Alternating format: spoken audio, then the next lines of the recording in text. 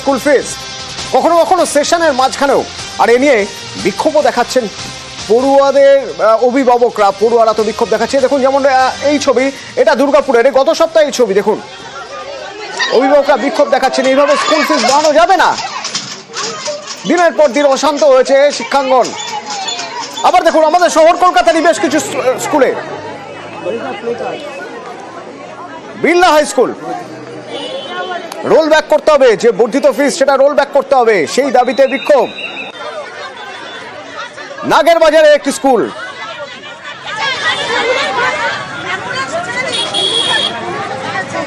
এরকমই বিভিন্ন স্কুলে এক ছবি দেখা গিয়েছে। হরিয়ানা বিদ্যামন্দির সল্টলেক, তো এভাবে বাড়ানো যাবে না স্কুল ফিস। তার জন্য এবার রাজ্য সতর্ক। ফির বোঝা কমানোর জন্য এবার প্রয়োজন হলে বিল। বেসরকারি স্কুলের এই যে ফি বাড়ে যখন তখন, সেটা কমানোর জন্য এবার বিল। কি থাকবে এই বিলে জানবো। আমার সঙ্গে আবির রয়েছে। আবির, এক বাস্তব সমস্যার সম্মুখীন হন সবাই যখন স্কুলের ফিস দেওয়ার সময় আসে। কখন কিভাবে যে স্কুলের ফিস বেড়ে যায়, তার পিছনে যে ব্যাখ্যাগুলো দেওয়া হয়, সেই ব্যাখ্যাগুলো যে আদৌ ধোপে টেকে না তারাও জানেন, কিন্তু দিতে বাধ্য হন। পড়াতে হবে তো, উপায় নেই। সরকার কি পদক্ষেপ করছে? দেখো, বাস্তব যে অবস্থা তাই ছবিগুলো দেখলেই বুঝতে পারা যাচ্ছে। তো এই বাস্তবিক অবস্থাকেই কোনো একটি কাঠামোর মধ্যে বাঁধতে তৎপর হচ্ছে রাজ্য সরকার, এবং সেই কারণেই তারা একটি বিল আনতে চলেছে। এবং এই বিলের ব্যাপারে যে প্রাথমিক খসড়া তা কার্যত প্রস্তুত হয়েই গিয়েছে। কয়েকদিন আগে বা কয়েক বছর আগে তুমি জানো যে এই রাজ্যতেই যে নার্সিংহোম হাসপাতাল বেসরকারি রয়েছে, তাদের যে অতিরিক্ত যে ফিজ তা নিয়ে যখন চর্চা হয়, তখন তার ফিজ নিয়ন্ত্রণ করার জন্য বৈঠক করা হয়েছিল, একটি হেলথ কমিশন তৈরি করা হয় এবং তাতে অনেকটা সমস্যার সমাধানও হয়। কার্যত সেই পথেই বা সেই ধাঁচেই একটি কমিশন হতে পারে, যা মূলত এই স্কুলগুলোর ক্ষেত্রে যে ফিজ হবে সেটাকে নিয়ন্ত্রণ বা কত হওয়া উচিত সে সংক্রান্ত বিষয়টা পরিষ্কার গাইডলাইন তারা তৈরি করে দেবে। এক্ষেত্রে যে স্কুলের পরিকাঠামো, ক্লাস, কোন ক্লাসের কোন ছাত্রছাত্রীরা তারা থাকছেন, তাদের পড়ানোর মান, এছাড়া একটা বেসরকারি স্কুলের বিভিন্ন ধরনের ফেসিলিটি ছাত্রছাত্রীদের সঙ্গে সংযুক্ত থাকে।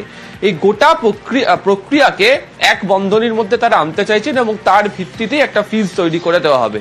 অর্থাৎ চাইলেই বা ইচ্ছা করলেই কোনো স্কুল, বেসরকারি স্কুল কর্তৃপক্ষ নিজের মতো করে বা ইচ্ছা করে একটা ফিজ নিয়ে নিলেন, দিতে বাধ্য করা হলো, না দিলে তাকে স্কুল থেকে ছাত্রছাত্রীদেরকে বার করে দেওয়া হবে, পড়ানো হবে না। বা যারা অভিভাবকরা রয়েছেন তারা সেই অর্থটা দিয়ে উঠতে পারছেন না, তখন কি করবেন সেই চিন্তার মধ্যে থাকা, এই অবস্থা থেকে বের করে নিয়ে আসার চেষ্টা শুরু হয়েছে।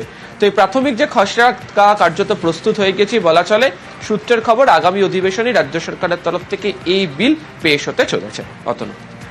শিক্ষামন্ত্রী ব্রাত্য বসু কি বলছেন? প্রাইভেট স্কুলের ক্ষেত্রে এই বেতন বৃদ্ধি অনেক মধ্যবিত্ত অভিভাবকের এতে অনেক সমস্যা হয়। তিনি তো মাসের শুরুতে একটা পরিকল্পনা করে রাখেন যে ছেলে মেয়ের ভর্তির জন্য তার এই খরচা আছে। হঠাৎ করে একটা নোটিশ দিয়ে সেই বেতন বাড়িয়ে দেওয়া, অন্যান্য কর্পোরাল পানিশমেন্ট, নানা রকমের পরিকাঠামোগত অভাব, এগুলো বেশ কিছু বেসরকারি স্কুলের ক্ষেত্রে আমরা লক্ষ্য করেছি। মাননীয় মুখ্যমন্ত্রীর সঙ্গে আলোচনা এবং নির্দেশ করে তাই আমরা একটা এই বিষয়ে বিল আনতে চাই। আশা করছি এটা আমরা খুব তাড়াতাড়ি আমরা এটা বিধানসভায় পাশ করাতে পারবো। কবে কার্যকরী হবে সেটা অবশ্যই আমাদের এখানে মাননীয় রাজ্যপালের স্বাক্ষরের উপর নির্ভর করছে। পরিকাঠামো ঠিকঠাক রেখে ঠিকঠাকভাবে ফিজ নিতে হবে, এটাও যেমন সরকারের লক্ষ্য, ঠিক তেমনই সরকারের লক্ষ্য পরীক্ষা যেন সুষ্ঠু অবাধ হয় এবং সেখানে কোনো অসৎ উপায় যাতে কেউ অবলম্বন না করে। মেটাল ডিটেক্টর দিয়ে চেক করার কথা ছিল এবার উচ্চ মাধ্যমিক পরীক্ষার সময়। তো সেই উচ্চ মাধ্যমিক পরীক্ষা দিতে ঢুকে গেলেন একজন ছাত্রী, দেখা গেল জুতোর মধ্যে মোবাইল নিয়ে। কিভাবে সম্ভব জুতোর মধ্যে মোবাইল নিয়ে পরীক্ষা কেন্দ্রে ঢোকা? সোমরাজ রয়েছেন আমার সঙ্গে। সোমরাজ, প্রথমত জানতে চাইবো কোথাকার ঘটনা, তারপর জানতে চাইবো মেটাল ডিটেক্টর দিয়ে চেক করার কথা ছিল, তো মেটাল ডিটেক্টরে ধরা পড়লো না? দেখো, যেটা এখনো পর্যন্ত জানা গেছে, কলকাতা পাঠ ভবন স্কুলের এক ছাত্রী, তিনি পরীক্ষা যখন দিচ্ছিলেন বিনোদিনী গার্লস হাই স্কুলে, পাঠ ভবন স্কুলের ছাত্রীদের পরীক্ষা কেন্দ্র হয়েছে বা Dhakuria Binodini girls high school. যেটা এখনো পর্যন্ত তথ্য উঠে আসছে যে এই ছাত্রী জুতোর মধ্যে মোবাইল ফোন নিয়ে পরীক্ষা কেন্দ্রে ঢুকেছিল। পরীক্ষা শুরুর পর থেকে প্রায় 1.5 থেকে 2 ঘন্টা তিনি তার কাছে মোবাইল ফোনটি রেখেছিলেন। এবং তারপর ওই ছাত্রীর গতিবিধি দেখে সন্দেহ হয় বিনোদিনী গার্লস হাই স্কুলের যারা নজরদারির দায়িত্বে ছিলেন যে সমস্ত শিক্ষিকারা, তাদের গতিবিধি দেখে সন্দেহ হওয়ার পরেই সেই ছাত্রীকে হাতে নাতে ধরা হয় মোবাইল ফোন সমেত। মোবাইল ফোন নিয়ে ধরা পড়ার পর তাকে যখন জিজ্ঞাসাবাদ করা হয়, সে তখন জানায় যে সে জুতোর মধ্যে মোবাইল ফোন নিয়ে এসেছিল। এবার দেখো, উচ্চ মাধ্যমিক শিক্ষা সংসদ এবারই প্রত্যেকটি পরীক্ষা কেন্দ্রে মেটাল ডিটেক্টর রাখার সিদ্ধান্ত নিয়েছিল পরীক্ষার্থীদের তল্লাশির জন্য, কিন্তু বিনোদিনী গার্লস হাই স্কুলের প্রধান শিক্ষিকা বলছেন যে মেটাল ডিটেক্টর থাকলেও ছাত্রছাত্রীদের বডি সার্চ করার কোনো নির্দেশ সংসদ দেয়নি। ফলত সেই কারণেই মনে করা হচ্ছে যে জুতোর মধ্যে সেই ছাত্রী মোবাইল ফোন নিয়ে ঢুকে যান। যদিও এখানে এই ঘটনা সংসদকে আগামী যে পরীক্ষাগুলি রয়েছে সেই পরীক্ষাগুলি নিরাপত্তা ব্যবস্থা নিয়েও ভাবাচ্ছে এবং তারা আলাপ আলোচনা চালাচ্ছেন। এখনো পর্যন্ত 6 জন পরীক্ষার্থীর পরীক্ষা বাতিল করেছে সংসদে মোবাইল ফোন নিয়ে পরীক্ষা কেন্দ্রে ঢোকার জন্য। কিন্তু যেটা সব থেকে গুরুত্বপূর্ণ, সাম্প্রতিক সময় মাধ্যমিক উচ্চ মাধ্যমিক পরীক্ষা যে চলছে, কিন্তু এই ধরনের ঘটনা, অর্থাৎ জুতোর মধ্যে মোবাইল ফোন নিয়ে পরীক্ষা কেন্দ্রে চলে যাওয়া, এই ধরনের ঘটনা সাম্প্রতিক সময় আর যা দেখেই অবাক শিক্ষক শিক্ষিকারা। ধন্যবাদ সোমরাজ।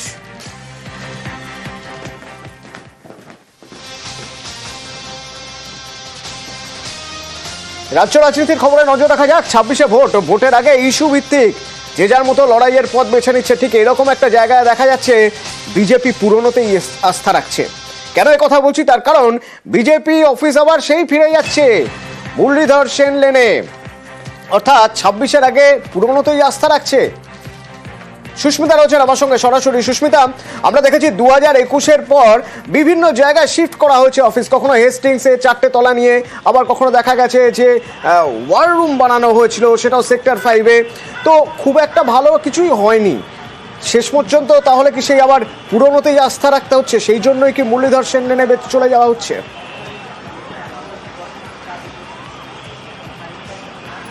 দেখো, কথাই বলে পুরনো চাল ভাতে বাড়ে, আর সেই কথার উপরে ভর করেই বিজেপি এবার 26-এর বিধানসভা নির্বাচন লড়ার ক্ষেত্রে পুরনোতেই যে আস্থা রাখছে, পুরনো পার্টি অফিস থেকে আরম্ভ করে পুরনো যে কর্মী, তাদের উপরে ভর করেই 26-এর বিধানসভা নির্বাচনের বৈতরণী পার করতে চাইছে। সেটা সাম্প্রতিককালে বঙ্গ বিজেপি নেতৃত্বে নেওয়া বেশ কিছু সিদ্ধান্তের উপর সেই কথাটি স্পষ্ট করে বলাই যায়। তার কারণ বঙ্গ বিজেপি নেতৃত্বের একাংশ তারা ইতিমধ্যেই সিদ্ধান্ত নিয়েছে, পরিকল্পনা করেছে বিজেপির প্রাক্তন রাজ্য সদর দফতর 6 নম্বর মুরলীধর সেন লেন, সেখান থেকেই বিজেপির নির্বাচনী কার্যকলাপ 26-এর বিধানসভা নির্বাচনের পাশাপাশি যে সমস্ত সিদ্ধান্ত গৃহীত হবে সরকারি বিভিন্ন প্রকল্প থেকে, বিজেপির বিভিন্ন দলীয় কর্মসূচি, সেগুলি ঠিকমতো বন্টিত হচ্ছে কিনা, পালন হচ্ছে কিনা, সেই সমস্ত যে খুঁটিনাটি রাজনৈতিক নির্বাচনী কার্যকলাপ, সেগুলি সবই সামলানো হবে 6 number Muralidhar Sen lane BJP office থেকে।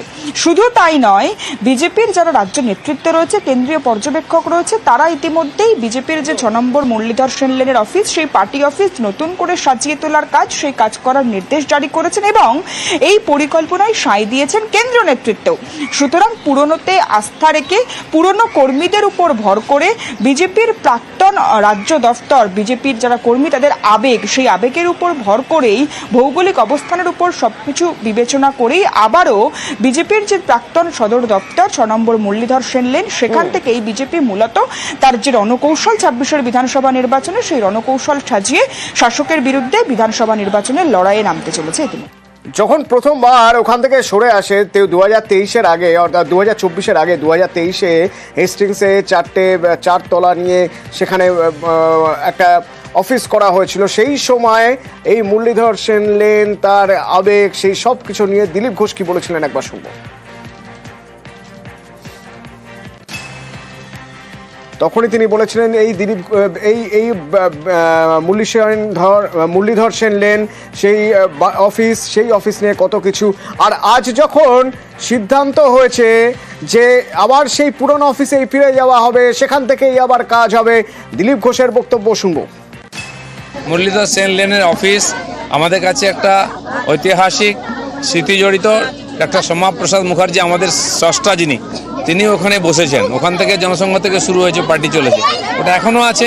সেটা আমাদের কাছে প্রেরণার জায়গা। পার্টির পার্টি বড় হয়েছে, কাজের সুবিধার জন্য বিভিন্ন জায়গায় অফিস নেওয়া হয়, কিন্তু এখনও সেই 6 নম্বর মুরলীধর সেন লেন আছে। লড়াই হবে, ওটা আমরা ছাড়ছি না, ওইখান থেকে পার্টি জিতবে। আর শ্রমিক ভট্টাচার্যর বক্তব্য শুনবো একবার। আমাদের চিরকালই দলীয় কার্যালয়ের নাম ছিল 6 নম্বর মুরলীধর সেন লেন, যে কার্যালয়ের সঙ্গে ডক্টর শ্যামাপ্রসাদ মুখার্জি, হরিপদ ভারতী, বিষ্ণুকান্ত শাস্ত্রী, তপন শিকদার, সুকুমার ব্যানার্জি, সত্যব্রত মুখার্জিদের নাম জড়িয়ে আছে। সুতরাং আমাদের ওটাই কার্যালয় ছিল, ওটাই বিজেপির পরিচিতি, ওটাই বিজেপির সঙ্গে সম্পর্ক। ওই দেখুন মাছ ধরছেন দিলীপ ঘোষ, কি উঠলো পুঁটি, কিন্তু 26-এর আগে বড় মাছ বিজেপিতে যাবে। কি বলছেন দিলীপ ঘোষ যখন তার কাছে প্রশ্ন করা হলো? শুনুন একবার। শিকারী দিলীপ ঘোষের ছিপে এখন পুঁটি তো উঠেছে, কিন্তু 26 নিয়ে যখন জানতে চাওয়া হলো, কি বলছেন তিনি? এখানে এই যে জলা এখানে আছে না, বালি খাদান, বিশাল গভীর গভীর বড় বড় মাছ আছে বলে, তার জন্য আলাদা টেকনিক লাগাতে হয়। আমরা সেই পুঁটি থেকে আরম্ভ করে রূপচাঁদ সব মাছই ধরলাম, বলেই ধরা পড়লো। 26-এর আগে কি আরো কি বড় কিছু উঠবে? বড় মাছই ধরো, প্র্যাকটিস চলছে। কিন্তু এই 26-এর আগে বড় কিছু ধরার কথা যখন বলছেন, তখন আবার কুণাল ঘোষ বলছেন গল্প দিয়ে ভেসে থাকতে চায় বিজেপি। কিছু না কিছু বলতে হয়।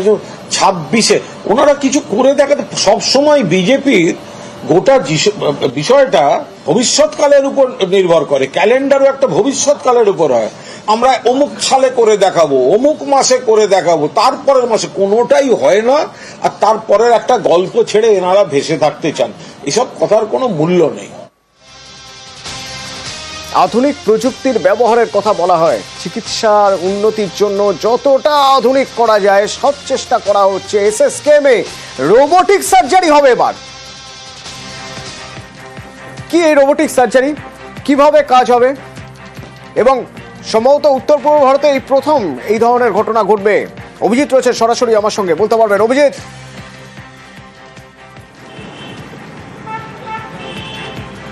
অতনু, পূর্ব ভারত, গোটা ইস্টার্ন ইন্ডিয়া অর্থাৎ পূর্ব ভারত এবং উত্তর পূর্ব ভারত, নর্থ ইস্ট ইন্ডিয়া অর্থাৎ পূর্ব এবং উত্তর পূর্ব ভারতের কোনো এইমসে অর্থাৎ all India institute of medical সায়েন্সের মতন এরকম উন্নততর প্রতিষ্ঠানেও যে রোবোটিক সার্জারি হয় না, সেই রোবোটিক সার্জারি আমরা কিছুদিনের মধ্যেই পেতে চলেছি রাজ্যের সুপার স্পেশালিটি হাসপাতাল এসএসকেএম হাসপাতাল।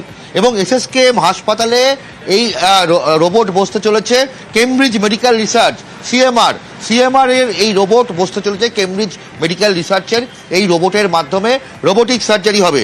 কেন না, ইউরোলজি থেকে শুরু করে কার্ডিওলজি, গ্যাস্ট্রোএন্টারোলজি, স্ত্রীরোগ অর্থাৎ গাইনোকোলজি, বক্ষরোগ, স্তন ক্যান্সার, কিডনি এবং হেড নেক কোলন ক্যান্সারের মতন যে জটিল অস্ত্রোপচারগুলো, সেই অস্ত্রোপচারগুলোর ক্ষেত্রে অনেক ক্ষেত্রেই যেটা হয় হচ্ছে, যে সার্জন যিনি অস্ত্রোপচার করেন তার যে অনেকগুলো জায়গা, দুরূহ জায়গাগুলোতে তাকে ঢুকতে অসুবিধা হয়, সেখানে কিন্তু রোবট একদম নির্ভুলভাবে সেখানে গিয়ে অস্ত্রোপচার করেন। এবং বেসরকারি ক্ষেত্রে বেশ কয়েক বছর আগেই বিভিন্ন বড় বড় নার্সিংহোমগুলোতে, প্রাইভেট হসপিটালগুলোতে সেখানে এই রোবটের মাধ্যমে সার্জারি করা হয়, লাখ লাখ টাকা খরচ হয়। সাধারণ মানুষকেও, মধ্যবিত্ত মানুষের পক্ষেও সেই সার্জারি করা এক প্রকার অসম্ভব হয়ে দাঁড়ায়। আর সেটাই এখন এসএসকেএম হাসপাতালে হতে চলেছে। আর কয়েকদিনের অপেক্ষা, কারণ দরপত্র হয়ে গেছে এবং অর্ডারও বেরিয়ে গেছে।